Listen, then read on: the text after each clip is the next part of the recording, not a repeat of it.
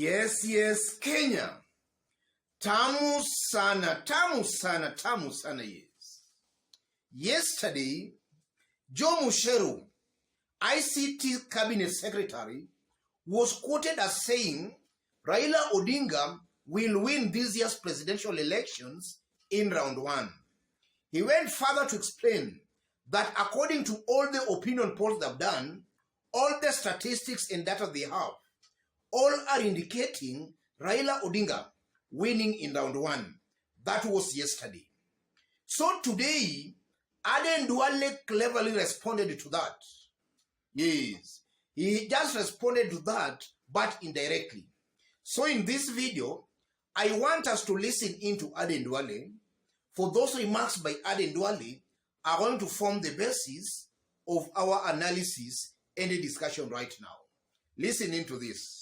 We are telling IEBC not to be a hostage of the service providers. Safaricom, Airtel, Telecom Kenya, and all the other internet service providers, and more so under the leadership of one called Joe Musheru, who is the Minister for ICT, do not mess up the credibility and the image of IEBC. Everywhere in the country, systems are down. There's a big concern in the country. So Safaricom, Telecom, Airtel, and all the other service providers, you have a job to do between now and the general election. We have given also IEBC our schedule of rallies, and we want to ask everybody, particularly those are new to the game, that you must at all time maintain peace and order, and urge the security agencies to deal with anybody, regardless of his status and political affiliation, in order to have free, fair, peaceful, transparent election in our country. Friend, I have been elected 3 times in 3 different parties. I was elected here under ODM. I took my people to URP. I took my people to Jubilee, and now we are back to the Hustler Party. So the people of Garissa don't elect parties.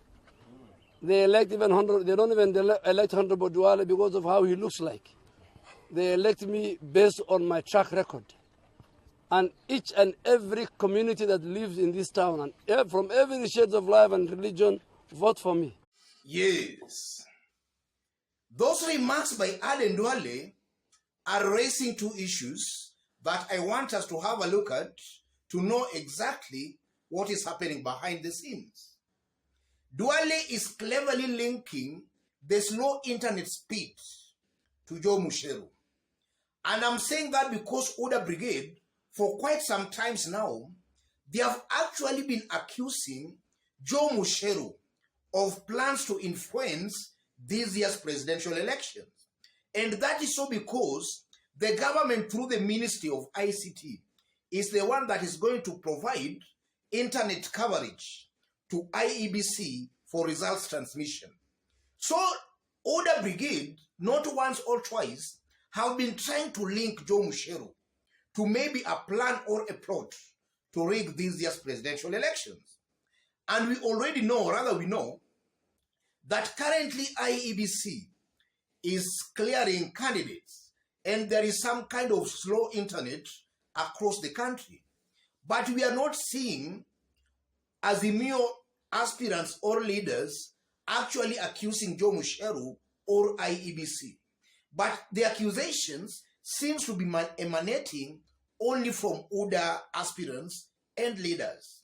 Azimio leaders, even though they might be complaining about the slow internet speed currently being witnessed at IEBC, they are not maybe accusing the government of maybe plans to rig this year's presidential elections.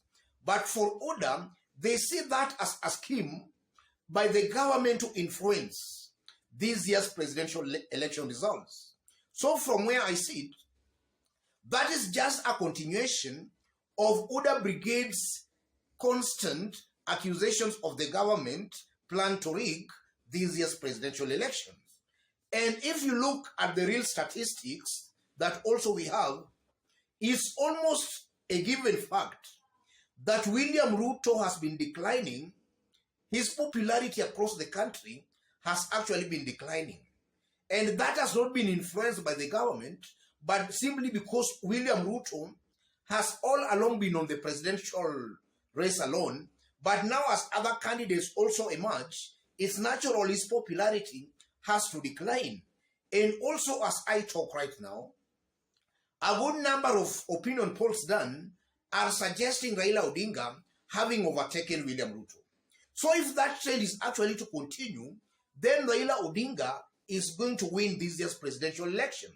He is going to beat William Ruto. So that kind of a reality might be sending some kind of panic to the UDA Brigade. They are sensing defeat and they just don't know on how they can handle that defeat. And that is exactly what we are seeing from those remarks by Aden Duale. He is trying to link Joe Musheru into the whole thing of internet slow speed. That is just a group actually panicking. That's one thing I'm seeing here. And then secondly, listening to Aden Duale from those remarks, he's also talking about Garissa politics. And he's actually narrating on how he has been elected for, I think, 3 consecutive terms in different parties. And then he goes on to state that people of Garissa don't actually elect parties, but he's just trying to say individuals. And I know that might actually be true. But coming from a person of Aden Duale is also suspect. Aden Duale is expected naturally to be actually telling Kenyans that UDA, even though in Garissa they do elect individuals, Aden Duale is naturally expected to tell us that UDA is a force to reckon with in Garissa County. That's what at least I was expecting from Aden Duale.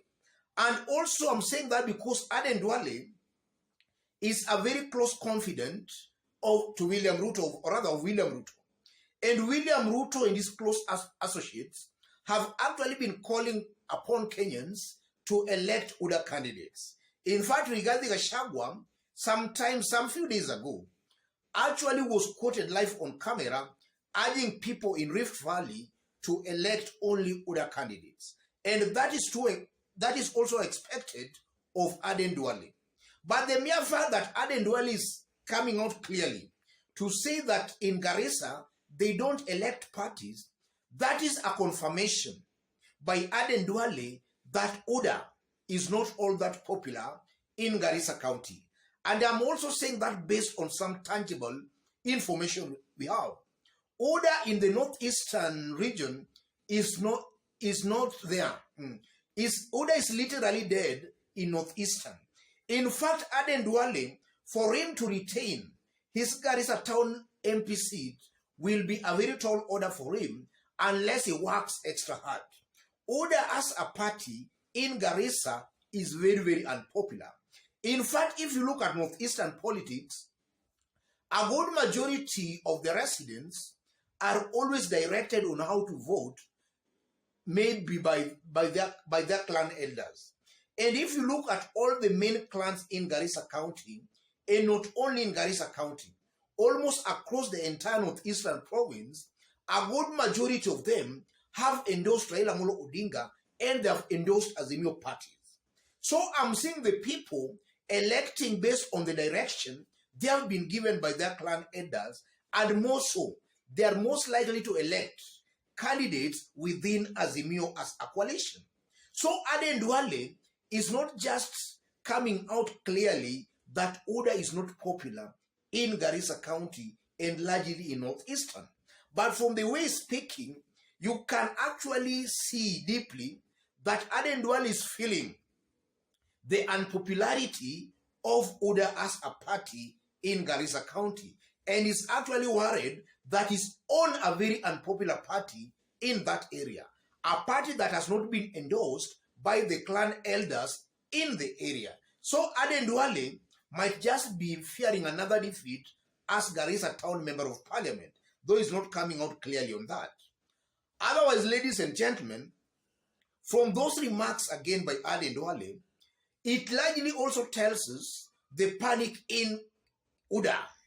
Some few days ago, UDA National Vice Chairman Kipruto Arap Kirwa also dumped UDA for Azimio.